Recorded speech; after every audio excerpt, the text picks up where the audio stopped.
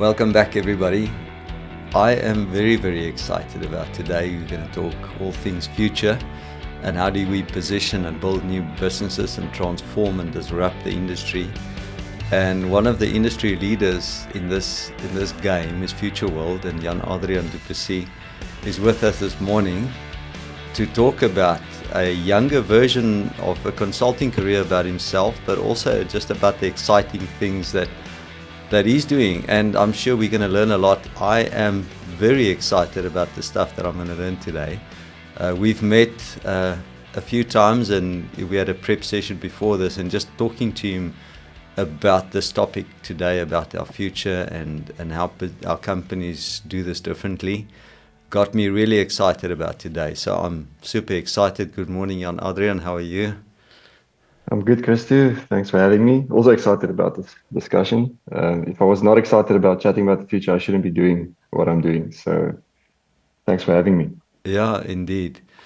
And Jan-Adriaan, you are doing incredible things, and you come highly, regarded in industry, not just the mining industry, but across, various sectors, the banking and the finance and all over. But would you mind just giving our listeners and those watching on YouTube just a little bit of an intro? Who's this person? What are you about, and a little bit about your career? Thanks, Christo. Thanks for the compliments. I don't know if it's really deserved, but thank you for that. I'm an engineer by training. Studied engineering. Started my career in core operations. In production, in actually an uh, explosive manufacturing facility. That's sort of my first link to the industry that you're also passionate about. Transitioned out of that into advisory, and have been working in advisory ever since. Management consulting, primarily focused on energy and resources, mining companies locally, globally, doing various things. So spent quite a bit of time in the industry, met many interesting people. Still passionate about the industry, even though Future World's not really industry focused, but still spend a lot of time there. I'm happily married with a 3-year-old son at home. They both keep me grounded. I also recently relocated to Stellenbosch. I love the finer things in life, like good food, good wine, trail running. I also think I would lower the stress levels in my life significantly if I wasn't such an avid sports supporter. I know we're not going to talk about the 7-1 split today, but unless if you want to. But yeah, I'm a big passionate sports supporter as well. So those are the things that excite me. Yeah, fantastic. And this whole future world thing, I'm really curious about what you, as a team, what you are doing globally. And Mm, when I read through the website, and this is not about marketing your business, and this is about mm, helping a younger version of ourselves, but really about, you have this focus on future minded leaders in business, that you serve them through consulting about reshaping and repositioning themselves and building their new businesses mm, and disrupting the industry in some way as well. But more importantly, and which is quite unique, you are co-investors in their businesses. So you don't just consult and do XYZ, but we will help you do XYZ. And by the way, we'll be partners to this business, which is like mm. a unique model. Would you mind just sharing a little bit about what you are up to as an organization? Thank you. Yeah, Christy, I think you captured it pretty well. We only do one thing at Future World, and we try to do that as very well. And as you mentioned, we help clients build and commercialize new businesses. The only thing we do know is that the world is changing rapidly, and it's changing much faster than we can actually navigate. The only way you can create a competitive advantage is to diversify the opportunities that you're focused on. So what we do is we really try and help clients to understand where the world is going. what the world could look like in 2030 and beyond, and what do you need to do now to be successful in that world? What will be scarce? What will be valuable? What will the consumer of the future look like? And then we build these new businesses, and then develop a portfolio with the client, and then co-invest with the client in the highest risk-adjusted our businesses. And we also help commercialize them, scale them, and we'll also run those businesses for a period of time if required. So that's our model. Something we're very passionate about it. We enjoy doing it. I think it's exciting. Otherwise, I wouldn't be sitting here. And it's been an incredible journey to date. But it's not just as easy as that. When you and I spoke about this beforehand, there was a lot of risk involved in everything. You pivoted from a very successful consulting career. I mean, you started in, and we are talking to a mining audience today, but you've been very successful in that consulting space, and then you took this big leap of faith and just pivoted into, not pivoted, but you actually put everything on the line to make this work.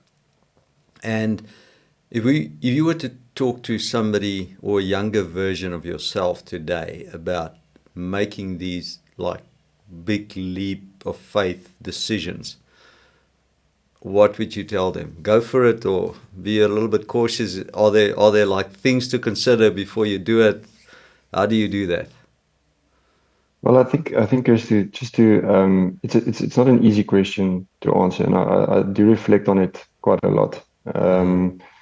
The one thing I can tell you is that no spreadsheet will help you to make that decision. It's almost like in the words of the famous Martin Luther King. He didn't say, he said, I have a dream, not I have a spreadsheet or a plan. And I think the things that when I reflect on it again and I look back at the last few years, it's really about, you have to trust your gut. I think that's important. You have to back yourself and the people that you decide to partner with. If you don't back yourself, you'll never be brave enough to do anything. And I think I've realized that more and more over the last few years. And I think it's really when you start venturing into the entrepreneurial world and you want to scale and build a business.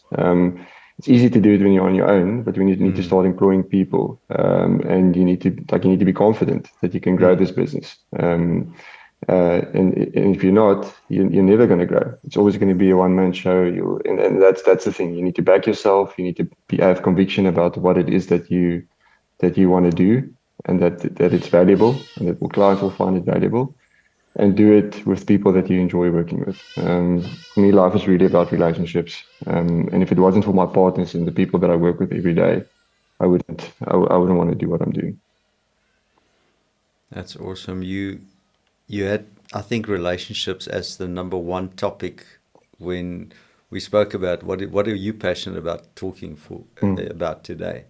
Would you mind expanding on the relationship side of things? Because I was just prior to this podcast, I had another recording also earlier this morning, and it's just this one common theme that when you speak to people that are successful in industry and that have grown their careers or grown their businesses and been successful in the entrepreneurial space, relationship is such a key success factor. Would you mind just telling us why was this a topic for you to talk about? Well, Chris, I think, and I don't want to state the obvious, but people work with people. They don't work with companies.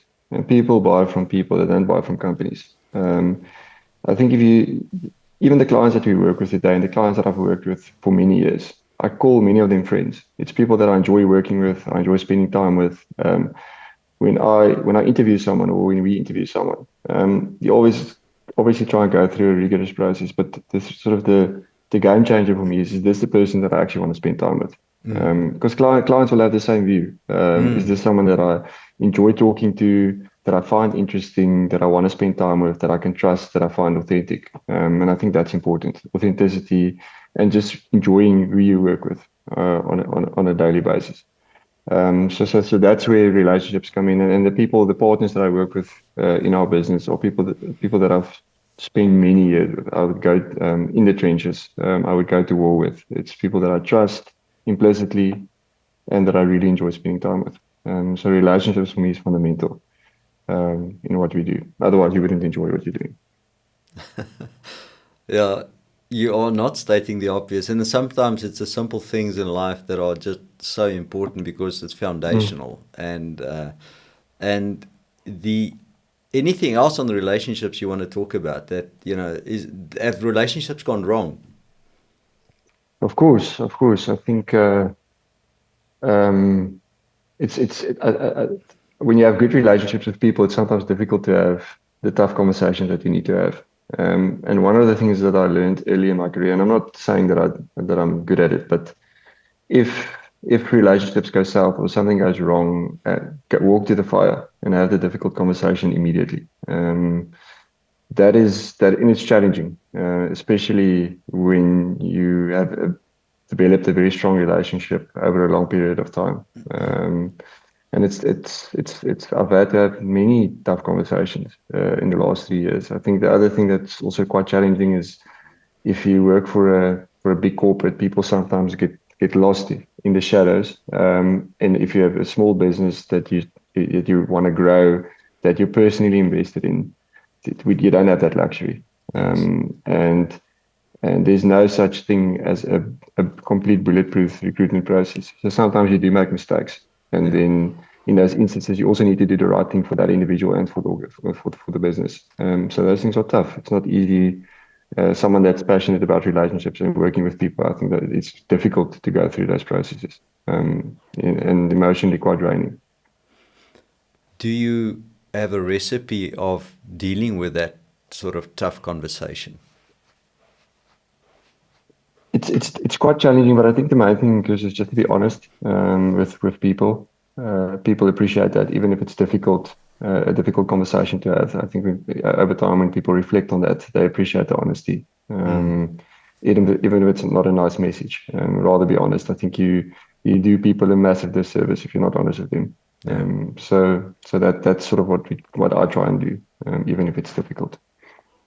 I like that. Just very simple. Just be honest. And funny enough, Mhm. it's not coincidental. I don't believe it in coincidence. But this morning, the conversation was also about just that honesty. About Mm.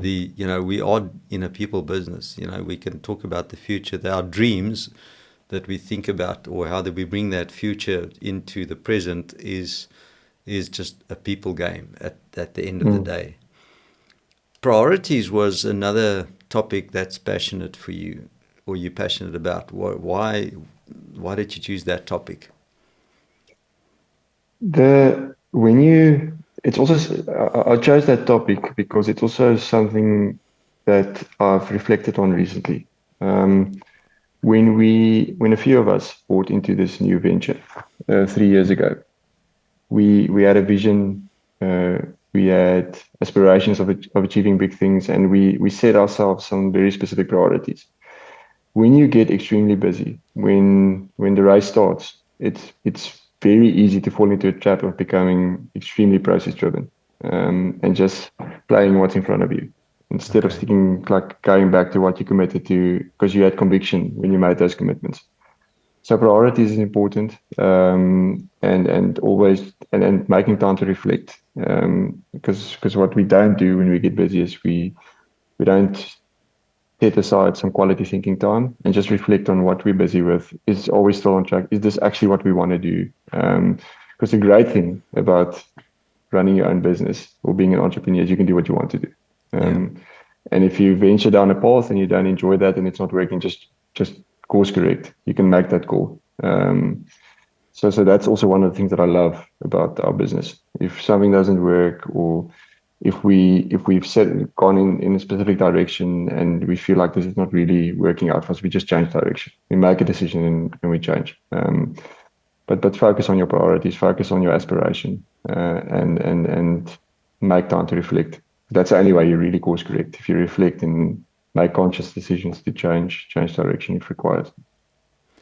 I love that because I was actually going through exactly the same, and I'm just being vulnerable at the moment, going through exactly the same at the moment as an entrepreneur myself, where you get quick, in some ways, so busy at times of actually what you signed up for or what you wanted to do, and then you don't make that time to reflect, and you get exhausted, and you just want to breathe a little bit, and then, but it's in that reflection time that you actually look at, why am I doing this? Why have we started this future world? And what is it that we want to offer? And what is it that we want to solve for clients? The leadership type portion of the discussion, it's so fundamental. I'm one of those people who also believe that everything, revolves in a big way around leadership, or it rises and falls on leadership. And you don't take a company or a new venture or a new entrepreneurial business to the next level unless you've got healthy leadership. But this is also something that you're passionate about and you want to talk to. Absolutely, Christo. And when I say leadership, I really what I'm referring to when I think about the concept is really being visionary. If you had to take a step back and just look at the most successful companies in the world, in issue, what is the one thing that they all have in common? They didn't necessarily have the best strategy, or the best plans or the best spreadsheet, but they had a visionary leader with that sort of developed a purpose for that organization, and that's what they stuck to. And they believed in that purpose. It was sort of embedded in the DNA of every individual. And what we are trying to do is, and what we do is we work with leaders like that. It's very difficult when you're in a specific industry and you've been there for many years, doing the same thing, just trying to improve and do it better and better, to really then say, guys, let's try and do different things. Let's venture out and look at other opportunities on the horizon. It takes a lot of vision and a lot of courage. And that's also those are the people we enjoy working with. And we fundamentally believe in what we do. So we sort of see ourselves as visionary in that sense as well. There's some brave. You have to be brave. That's basically what it comes down to. Exactly. You talk about the bold dreams of future-focused leaders, and then I read through some of the comments of CEOs, many CEOs that you've worked with, and those are the most amazing reviews or on what they say about what you deliver to clients and how you make them think about the future and inspire them to be brave. Why is that such an important element of shaping a future? I think because I think leaders don't spend enough time on thinking about the future and where the world is going. They get hit by these tsunamis of change every year, and they really they don't often enough just take their head out of the sand and really think about where the world is going. Spend time on that, and understand what you actually need to do today to be successful in that world. Because if you do spend time on the future, you'll quickly realize that you'll have to do something different today, very quickly. So that's a process that we facilitate with clients to really help them open up their minds, think about the future, and then obviously bring them back to today, because you need to do something today to be successful in that world. It's actually an inspiring process, because the future world's actually quite exciting. It's not as scary as you think. I was listening last night, flying back flying back home, and it was quite a late flight, and I was listening to a podcast on the Ed Milet show, and he was interviewing, and I forgot the person's name now, I should have prepared better, but it's about the disruption of our thoughts, that if you have big dreams, you have to change 80% of your thinking of the present to be able to realize those dreams. So you can't be thinking the same way if you think that 80% change is going to happen. And I just thought that's such an amazing, there's actually there's a book out on that now, and I want to get the book. But is that sort of in the same way that you as a team are also helping companies shape the future? Disrupt your thinking about, how you see the future, and then do things in the present so much differently. Exactly. It's fundamental to the process that we follow with clients, and we call it working back from the future. So you take an executive team actually on a journey into the future over a period of time to really disrupt the way they think, and really diverge the sometimes very narrow mindset, to really open up the minds to understand where the world is likely going. Um, and it's not an event. You can't do it with one presentation about the future. It's really a process. Sometimes it takes 6 months of regular interactions and keynotes and discussions about the future before execs really understand that where the world is going and what we need to do today. And then they really start thinking differently. So that's fundamental to the process. I love that. Now, and I said it from the start, this is helping a younger version of ourselves as opposed to marketing what you're doing. But you're doing, such important and interesting things. I can't help but asking, just help our listeners understand, how do you know what's going to happen in the future? I mean, the future is like, how do you figure that out? It's a difficult one. The one thing I can tell is we can't predict the future, and we don't proclaim to be able to do that. No one can.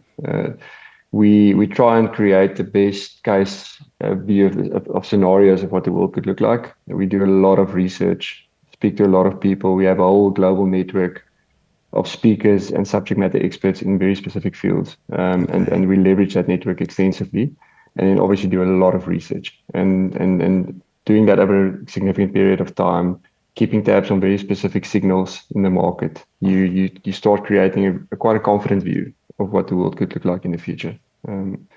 Christo, I just want to add something to the previous question that I just came to mind. I think one of the biggest challenges that organizations face is not the fact that the leaders of those organizations are not open-minded enough and are not willing or brave enough to do new things. Struggle with the boards. The board, generally boards are quite risk averse. Every board has a risk committee. There's no such thing as a future committee, and I think that's quite challenging for execs, Yeah. right? Yeah. Many exec CEOs want to be brave, want to do big things, but sort of hit a brick wall when it gets to the boards. So that's something that we're also quite open about, and we've openly challenged boards to start thinking about the future a bit more, and not be so focused on risk, but more on opportunity. I think it's a challenge. Yeah, thanks for clearing that up. And I think we have seen more than once how, that those brave CEOs can be held back by a board as well, and don't have the same level of thinking and the same future and being brave enough about that future. And this is also just a compliment to you, but when I don't know you that well, but when I did my research about you and speaking to people that have worked with you, some of the comments were, Jan-Adriaan is a guy of excellence and is one of the smartest minds I've ever worked with. But excellence is something that's very close to your heart. And why is that?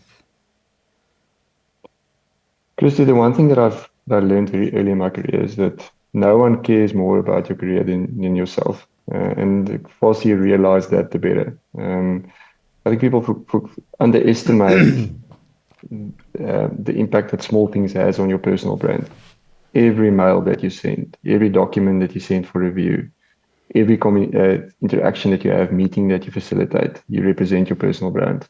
All of us work for organizations or for ourselves.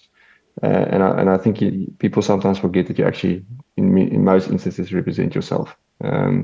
So taking ownership of that is quite important. And sometimes, what I've realized a lot is people don't actually have that worldview. There's always someone else that will fix this spelling mistake or Sure. get these boxes aligned for me or fix the grammar or what, and you shouldn't be thinking like that.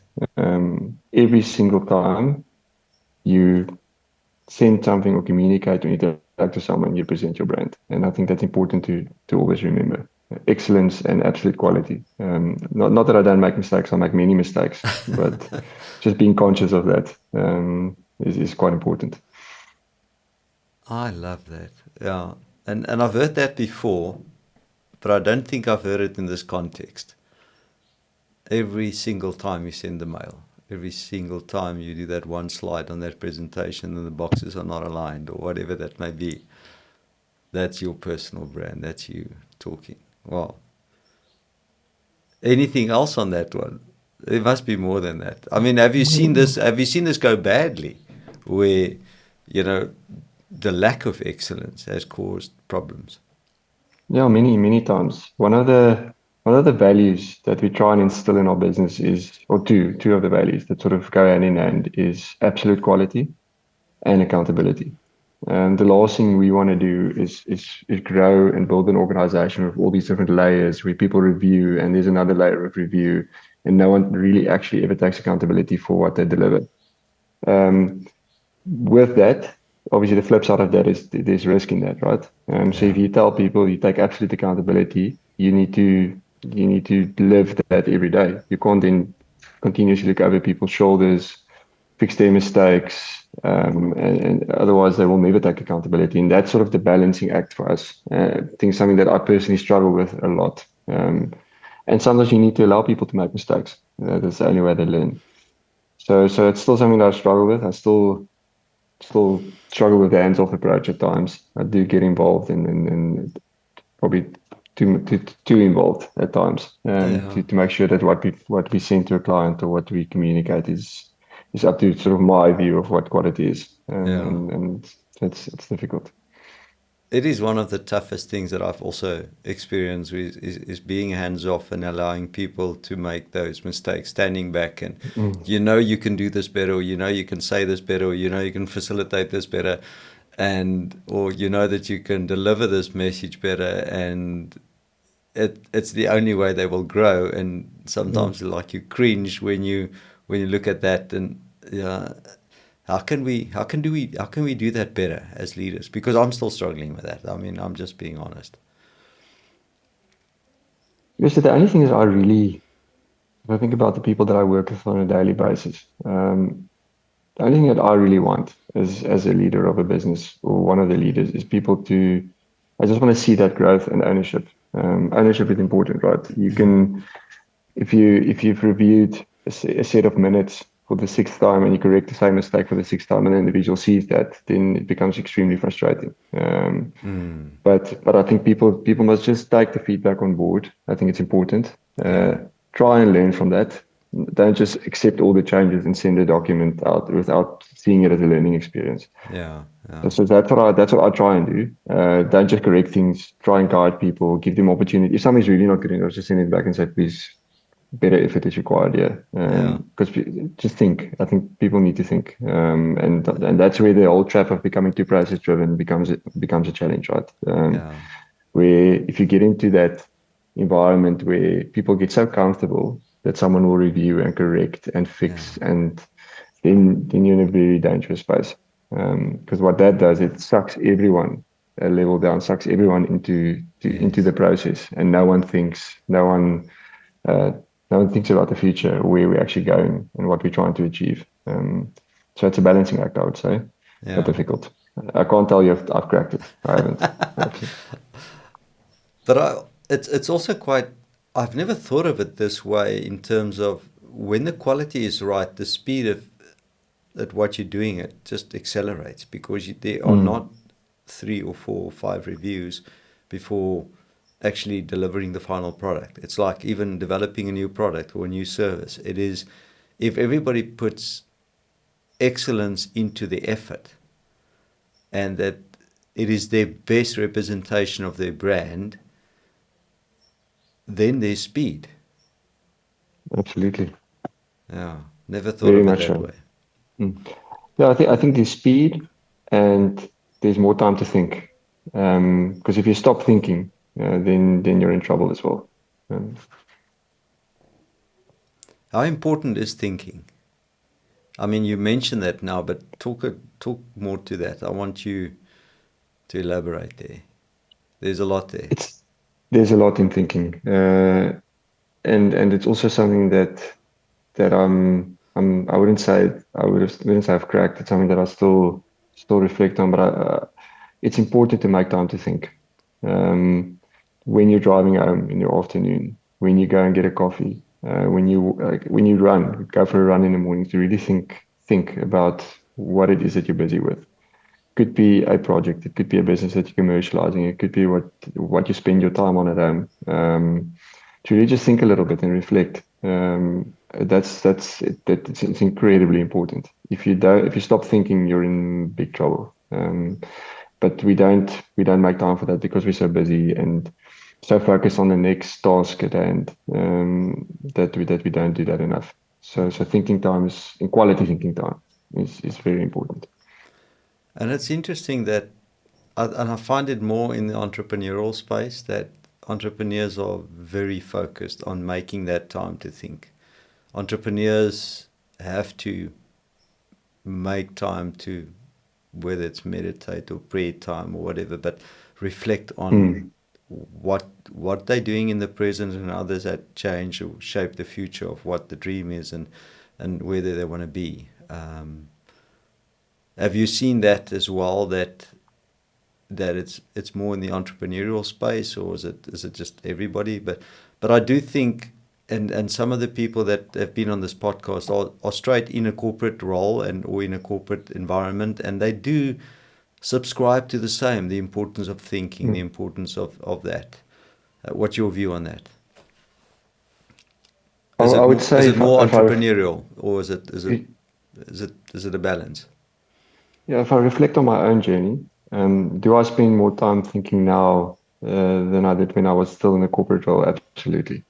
Uh, there's nothing that focuses the mind more than your own business. So yes, I do. I also personally, something that I need to keep myself honest on is not to get too fixated on the outcomes. Hmm. I think we always have these dreams and things we want to achieve, and we have personal things like you have this personal gratification that you're chasing, but it's a very dangerous space to be in. So if you really, I would say, just think about the inputs, the things that you can control more, and forget about the outcomes. You'll never be satisfied if that is your primary focus. Yeah. So that's what I try to. Every now and then I need to course correct a little bit and keep myself honest and grounded. And luckily my wife does it as well. If I get too fixated on the outcomes. Yeah. But outcomes, when you mention outcomes as well, it can be quickly seen that, this is all about the future, but the actions we take in the present is so important. It's bringing the future into the present in a way that it's not just we are just future driven and we've got this dream and this is where we want to take the organization, or this is where we want to help an organization reshape their future, but it's about the action you take today. It's not just, so the thinking part in a lot of ways helps you to deliver better actions in the present. Is that how you experience it? Is that what the thinking is so important to you? Yes, absolutely. And nothing will change if you don't have the right conversations, develop the right capabilities, bring the right people into your business. Those are the things that you need to focus on. Don't get fixated on spreadsheets, budgets, success. Um, but you'll never ever be satisfied if that's your focus. And that you're absolutely right, Christy. When you spend time think about the things that you need to do differently, the things that you can control, and the inputs. That's basically what it comes down to. That's amazing. The final thing I think on your list was change, and I think I am conscious of your time, and you're a busy man. So we're 35 minutes in, but change. Talk to me about change. Why is this important to you? The last 3 years has been crazy to put it lightly. I've never experienced so much change. I think the world has also been gone through significant change. If you just think about where we were in 2020, how quickly things changed for us, how all of us had to adapt. Mm. How it actually, as we went through that whole lockdown process, how it forced everyone to, not forced people, but people used that time to reflect a little bit, and how many people changed careers or doing different things now, um, and are much happier now because they were brave enough to take those leaps of faith. I was one of them. It was scary at the time. It was a lot of change. It was my at the time my wife was pregnant, so when you take a leap of faith like that, it's not only you're not only taking a risk for yourself, right? It's Yeah. your family. Yeah. So it was a scary but very fulfilling process, and spending so much time on the future as we do, I'm getting confronted with change every day. Um, the world will be a very different place, very, very different place in 2030 than it is today. And I think people underestimate the amount of change that we're going to go through in the years to come. So that's the only thing we do know for sure is that things will change and it will change faster than we anticipate. And how do you actually navigate that change is the question, right? Um, How do you deal with fear for that future that you have no idea how it's going to play out? so the fear is an interesting concept. I'm not afraid of the future. If that's what if that's what you're asking. It's not because I understand, or I think I understand what the world could look like. Fear is not really helpful, I think. Yeah. It it it it's something that I try and stay away from. I think the only thing you can do now is really, and I think that's completely true. And it might sound quite a cliche, but the only competitive advantage that companies will have in the future is the ability to course correct or change direction very quickly. We call it agility, but don't like that word a lot. And the only way you can course correct quickly is if you have options, right? And you can't wait for the change to come before you create those options. You need to do it today. And that is Mm. what we do. And in the same way, we need to keep ourselves honest as a business as well. We can't just tell that to our clients and not Do it ourselves. test our own model.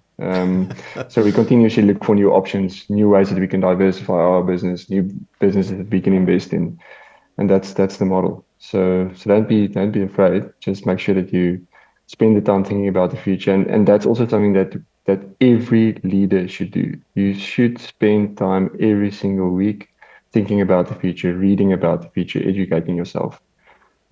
It's important to do that. Luckily, I'm in a business that does that all the time, Yeah. but I don't think many leaders do that.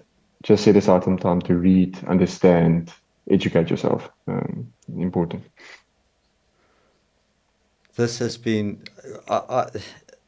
We will have to get you back or some of your partners back on this because this is such a fascinating topic, and I love looking at the future differently, and at a very personal level love technology, but love everything about the fact that things will change.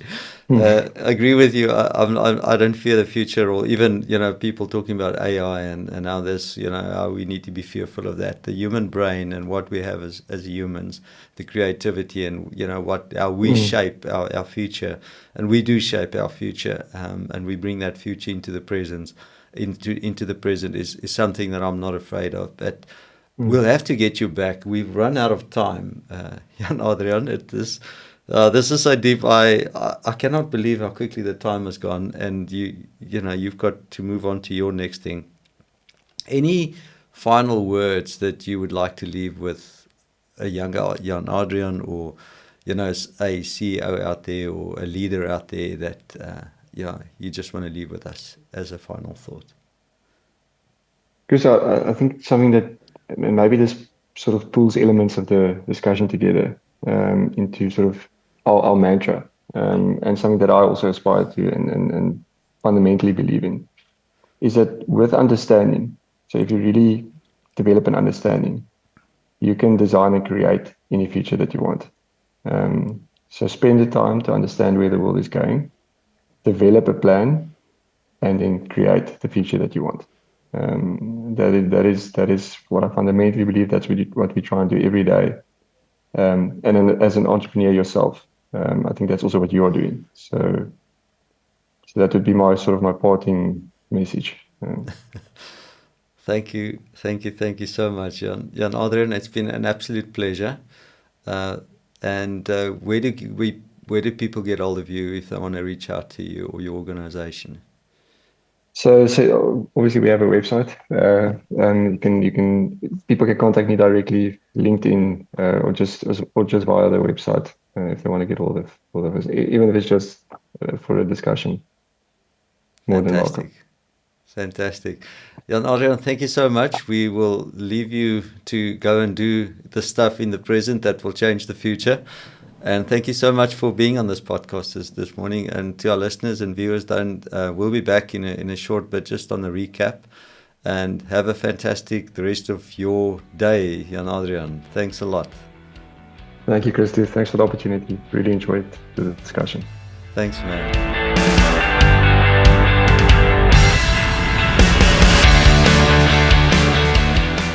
Welcome back, everybody. Let's just recap. Amazing conversation.